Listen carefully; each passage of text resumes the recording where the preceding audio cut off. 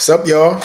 It's your boy Sean P back again with another edition of Hip Hop Roundtable Reviews. So tonight we're back to talk about, I would say, a legendary group from the 2000s that's making a comeback, a long-awaited comeback that actually was supposed to happen really last year and maybe even before that. And I'm talking about the Clipse and their new rollout now for their new project. I believe. Let me get the title for it real quick. But their new project that's going to drop this summer on July 11th, and they released a new single, Ace Trumpets, that we're going to take a review tonight of, and we're going to talk about. But we're also going to talk about some other things too, the prospects of the new album, and also like what can it be? Like, is this going to be an album of the year album of an album? And the album title is "Let God Sort 'Em Out," so I get that right. So "Let God Sort 'Em Out," which is going to drop on July 11th. So, in the end of the day, what do we got here? Is this going to be an epic comeback for the ages right now? Where Pusha T has had, I would say, a very successful solo career. Where in the 2010s he became one of the voices of dope boy street rap. I mean, I think he took his game to another level as far as a solo artist. Now, Malice has decided to come out of retirement or come out from doing more gospel rap, and now they've joined forces again to come back and form the Clipse. And just to let you know, they have a very strong catalog. I think their first album, the first album is a notable album that's borderline classic, coming out. I think they came out, I want to say in 2002 with a legendary song, Grinding. But we're going to get into all of that. We're going to get into the review. We're going to get into what are the prospects for the album. We'll also get into, a little bit of drama as to why the album was delayed. So stay tuned for that. So with that, let me pull up the song Ace Trumpets real quick. And give my formal review, if you will, of this. So Ace Trumpets. I just want to say Pharrell did the production on this, and Pharrell gave an A quality vibe to this record right here. I was never a Pharrell fan. I'm not gonna say I wasn't a fan. I like Pharrell, but I didn't love his work. But it's not until I would say the 2010s I really appreciated this dude as to how great a music maker this man is. Not just for pop and for R&B and more melodic type hip hop, but real gritty hip hop. From time he did All Right with Kendrick Lamar, and of course he's got a catalog that goes back with the Clipse and Jay-Z and Jada Kiss and all the greats from the 2000s as he dominated. At one point, Pharrell was doing, I think, 40% of the songs on the radio. That's how dominant he was. So he set the vibe with a hard, gritty beat that absolutely, if you have to, play this in your car. And when you hear it in your car, you are going to get the feel for this. It's a very visual hook, you know what I mean? He makes reference to snow globes on there. Malice makes reference to snow globes that you could visualize, the context of the song. You could see what they're saying, and it's just braggadocio. You know what I mean? I'm a double, triple line times was on there.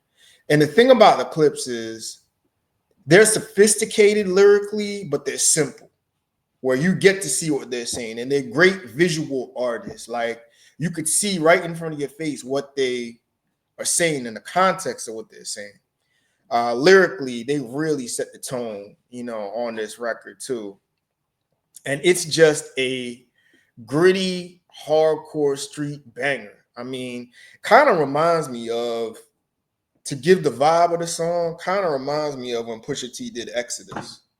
It has that type of feel. Um, Definitely that type of gritty street energy that really sets the tone. And if this album is going to be like this is going to be album of the year, clearly. Just to give my rating before I go into talking about the album, I give this a strong 9 out of 10. This is one of the hardest tracks I've heard this year. Outside of I think the Red Bull Spiral freestyle.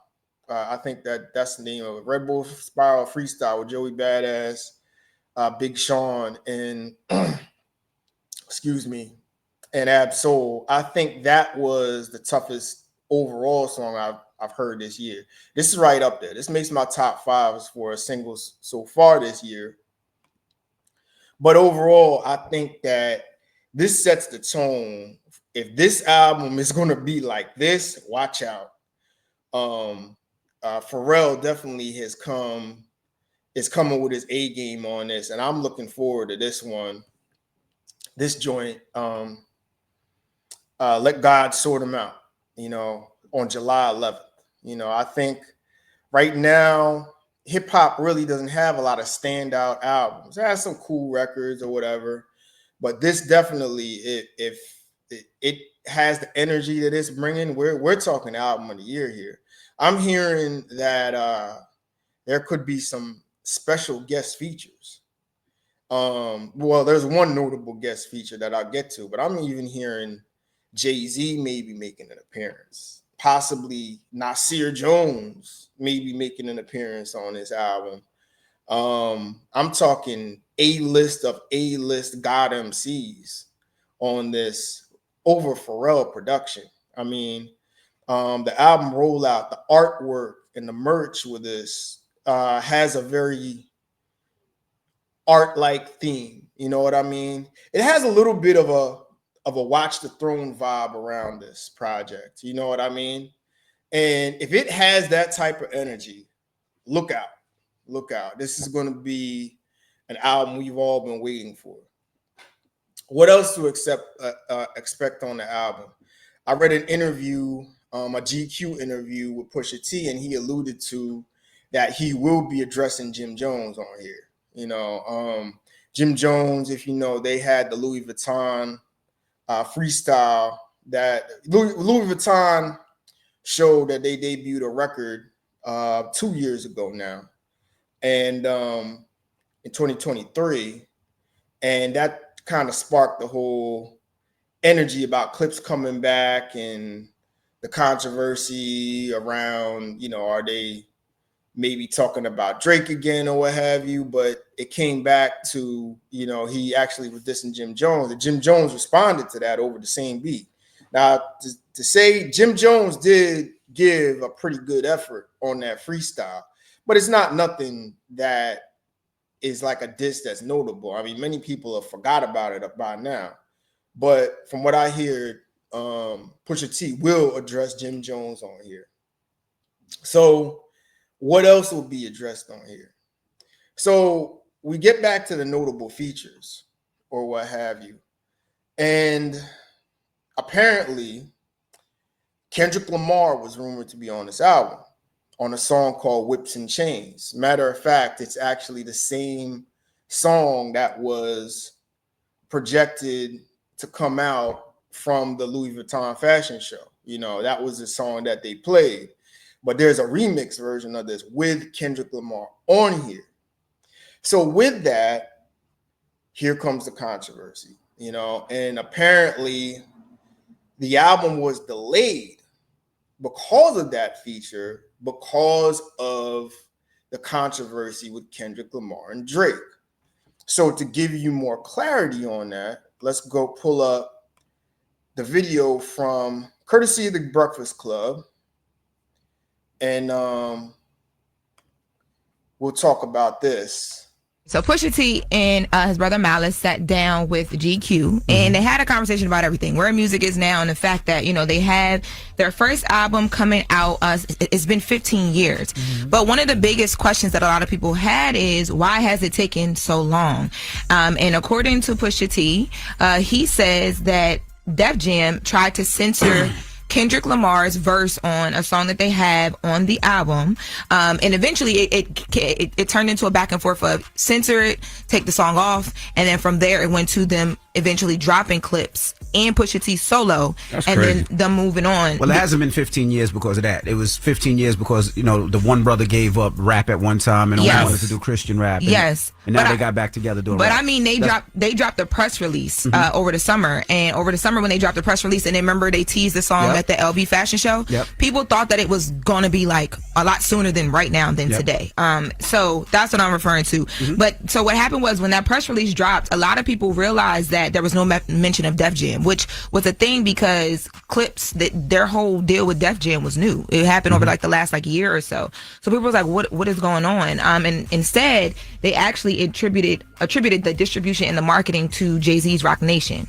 So in the GQ article, Pusha T talks about, you know, they were really excited. They went to Def Jam. They were proud. They thought that, you know what I mean? Like everything was moving how it was supposed to move. And then Def Jam heard the song Chains and Whips, which is the song that Kendrick Lamar is on. And they weren't going for it. Specifically, there was an attorney with Def Jam, and they are claiming that this attorney is the person who said, okay, we have to censor the song. And then it was the person who said, well, what if we just remove the song altogether? And then came back and said, okay, let's move away from the clips. Let's drop the clips. So Pusha T's like, well, that was dumb. The issue is, you know why they're censoring it. I'm sure Def Jam wanted to censor Kendrick because they're in the middle of this lawsuit with Drake. Yes, I guarantee you that has something to do with that lawsuit. Of course. Yes. So according to Pusha T, the lawyer's name was Steve Gawley, and he says that what he believes is their issue was that, you know, you got two of Drake's biggest like arch enemies, right? Who are on this song, and they're UMG's in the middle of, or Def Jam, they're in the middle of this lawsuit, so they're like, no, we can't, like we don't want any more fire, let's just sit back. And Pusha T's like, well, basically that has nothing to do with us. So they're like, well, we'll just drop the clips. And then Pusha T is like, well, the issue is I'm still here as a solo artist, so if you gonna let clips go, let me go as well too. And it got to the point where that's what they did. So Def Jam should be ashamed of themselves. Okay, record labels censoring artists. What happened to my freedom of speech? Russell Simmons would never when he was president. Jay-Z would never when he was president. Leo Cohen would never when he was president. Kevin Lyles would never. Like you said, that's freedom of speech. Allow him to say what he wants to say. And by the way, albums like the Clipse are the type of albums Def Jam should be putting out. Yes. I call that adult contemporary hip hop. Like artists that you know are just timeless and classic. Def Jam is supposed to represent a timeless classic label. That's the type of project they should be 100% behind. Well, that was the origin of Def Jam, the streets, right? When you see artists like, we can go back from Jay-Z to Jeezy to the Clipse, like that's the origin of Def Jam. That's what built Def Jam. You know what I mean? That's why this is really, really weird. Yeah, I don't think that it was smart for them to even approach them directly, indirectly, whatever, with something like this, as if they're going to care and they're going to be quiet about it. It's just bad press. Yeah, it's just for a label that doesn't need it. You know not right now. So push. Okay, so a lot to unpack there about this record. So the Chains and Whips record, you know, was to feature Kendrick Lamar, and basically they cut out. Def Jam wanted to cut out this album, you know, or cut that song out of this album because of the antagonistic energy with two of Drake's opposition, who have opposed Drake in previous battles, being on the same record. Now, a lot to take with this, and I totally co-sign with the Breakfast Club, which the Breakfast Club, I disagree with a lot of the stuff they say. Not a lot of the stuff, a good portion, but I'm with them on this. What in the hell is Def Jam thinking? And of course, Def Jam's parent company is UMG. So of course, this is part of an open lawsuit that UMG has with Drake over defamation, you know? But the odd thing about it is, from what I'm reading, Kendrick Lamar didn't even diss Drake on this. He said one line about something about therapy and told me to go to therapy to cope or whatever, but really therapy taught me I just don't give a fuck. And really that's like the standout line out of there, which maybe he alluded to Drake, I don't know. But basically they didn't like it that Pusha T and Drake was on the same, Pusha T and Kendrick Lamar was on the same record. You know? So it's a couple of things here. One, I think this is actually, there's good and there's bad. There's actually good for Pusha T and Malice, because now you're going to Rock Nation where you can go ahead and promote yourself the way you want. Rock Nation has always been artist friendly. Jay-Z has always been artist friendly. And of course, they could promote the type of album they want on that label. And yes, this is more adult contemporary. This is more for the OGs. This is classic street hip hop. So you're going to the right place, going over to Rock Nation as a label and for management. You know what I mean? And it's also helps, believe it or not, even though UMG had to do this because it needs to protect themselves from liability. You know what I mean? As to add fire to the new Drake record. You know what I mean? Well, I mean, let me say this. I have mixed feelings about them openly dropping them. I mean, I actually commend Pusha T and Malice for standing up for art and standing up for real hip hop. This is a real hip hop move for some real hip hop legends in a legendary group.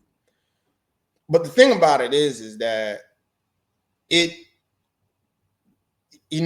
kind of, well, first of all, let's get to the Drake side of things here. You know, believe it or not, it kind of makes their case look kind of feeble because now the label is actually protecting Drake. You know, just to give you a timestamp on this happened last summer where they previewed this song and they wanted to remove Kendrick Lamar and remove this song from the album and censor the album.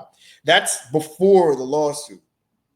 So believe it or not, that's actually protecting Drake. So that actually gives credence to them not wanting to, give Kendrick Lamar upper hand in the battle, because you're protecting your main artist here, saying, nah, we're not going to have any of that. It's enough that you two, that Drake and Kendrick are going at it. Let's just leave it at that. So that speaks to, of course, they're not trying to put Kendrick Lamar ahead, because remember, this is pre-lawsuit. If that's the case, they would just let it ride. You know what I mean? Let it ride. Go ahead. Let him diss Drake.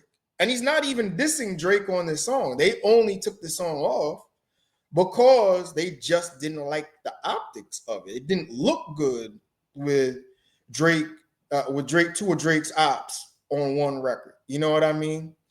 But see, this is the bad part about this.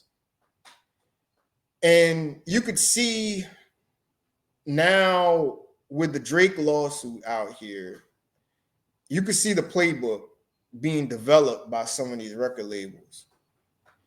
Now you're getting the open censorship. And with this now, freedom of speech is going to be cut from rappers. From now on, if you don't like one bar that a rapper said about you, and you may be a rapper that sells a certain amount of records, they can push a lawsuit now against record labels. They could push defamation suits or fabricating facts or something like that, and promoting fabricated facts or whatever, and false promotion against other rappers. And now with that, rappers can't express themselves the way they want. I mean, in real hip hop, you know what I mean? for years, if you didn't like a rapper and you thought you were better than him or her, you could say, well, I'll do this. I'm going to do a diss record. This is going to shut down diss records forever. And it's going to shut down even different types of records where you're not going to be able to refer to certain artists in a certain way or what have you, because now rappers are going to use this as a money grab. You know what I mean? From record labels. And record labels are on eggshells, are going to be walking on eggshells like, hey, we're not going to have all these lawsuits. We don't want to be tied, all of our albums to be tied up in litigation. So in the end of the day, man, Drake, this is the worst move you could ever make for the artist. You know what I mean? The worst move. And it's all out of more spite and ego. Because it's like, Drake, you still sell records. Sexy Songs for You was still number one, dude. You know, why you went this route and you didn't have to go this route is beyond me. People are saying, oh, well, they want to diminish Drake's value so they could sign him at a lower value or what have you. Well, if Drake was really that unhappy, all he had to do is just put out a bunch of greatest hits albums, get out of his deal, and get another one. He doesn't need UMG. Why does he need UMG for another deal? That's why that theory makes no sense. It's been debunked. You know what I mean? And it's like UMG has been making money off of Kendrick and Drake in this battle. Drake has 2 platinum plus singles off of this. You know what I mean? So it's like, okay. Why did UMG want to all of a sudden just promote Kendrick more, even though Drake's diss records are selling and at one point was outpacing and outselling Euphoria? You know what I mean? At one point. So it's like the lawsuit makes absolutely no sense. And is the only reason why he's going the defamation route is because he wants to make it clear that, you know, Kendrick, they were promoting a song that was untruthful to give him kind of some grace, you know, because he didn't sue Kendrick, he sued UMG, but UMG was promoting a song that was untruthful and he cleared his name. You know what I mean? And that's all it is. But see, this ruins hip hop. This ruins the competitive spirit. This ruins competition in general. To basically say, if we have money in the lawyers to go after you, we're going to do this and we're going to take it to court. You know, and it's sad, but I mean, I really commend. I have a new respect for Pusha T and Malice. I read something that they paid $7 million to get out of the deal, where in exchange, Def Jam gave him like part of the proceeds, or I think part of the publishing or something like that, you know, back so they could make money off of that. But I mean, they ended up in a better deal, in a better home at Rock Nation to promote this album. But it's really sad we've gotten to this state that we got to talk about it. And I really haven't talked too much about the UMG case. I mean, I brought it up in the 1 year sum up of Kendrick versus Drake with Reese. We talked about it when we did our 1 year sum up. But yeah, I mean, it's really sad we've come to that. But this is the most detrimental case to hip hop because it's going to go back to, it's taking it back to the censorship days, you know, pre-90s, where, you know, artists and record labels, you can't say anything aggressive towards any other artist or allude to them or tear them down. You know what I mean? Which is the art of battle rap. That's the art of competition. I'm better than you. And this is why we're weak, because this is what you do. And you won't be able to do that again, you know? And it's really sad for a record that is probably, I'm willing to say this record that they got with Kendrick Lamar, this is going to be a fire feature. I just know it's going to be fire. You know what I mean? But anyway, to bring it back home, the Clipse, Ace Trumpets, definitely check that out. And definitely check out Lord Sort 'Em Out. Lord, let God sort them out. Let me get this right, man. Let it roll off my tongue. Let God sort them out. July 11th, and I'm definitely looking forward to it. In a year in hip hop that really has not been that impressive to me. There's been some cool albums, but I'm really looking for this one. I don't think it will disappoint. We shall see. You know, we're definitely gonna review this album when it comes out. So let God sort them out. The Clipse, July 11th, and definitely check out Ace Trumpets, which I give a strong 9 out of 10. Definitely one of the hardest records I've heard so far in 2025, as we're coming up on the mid-year point in 2025. Damn, mid-year already, 2025. Jeez, man, time is flying. So anyway, check those records out.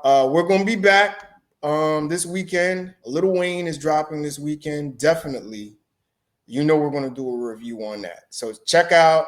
Definitely stay tuned for that. We may have some other topics come up, and I will get back to you guys on another stream. So anyway, check us out. Like, share, subscribe. Hip Hop Roundtable Reviews, and check out Ace Trumpets from the Clipse. Check that out on Spotify, and look out for July 11th. You know, let God sort them out. So with that, I will catch up with y'all later, and we'll come back with some new content in the later in the week. All right, peace.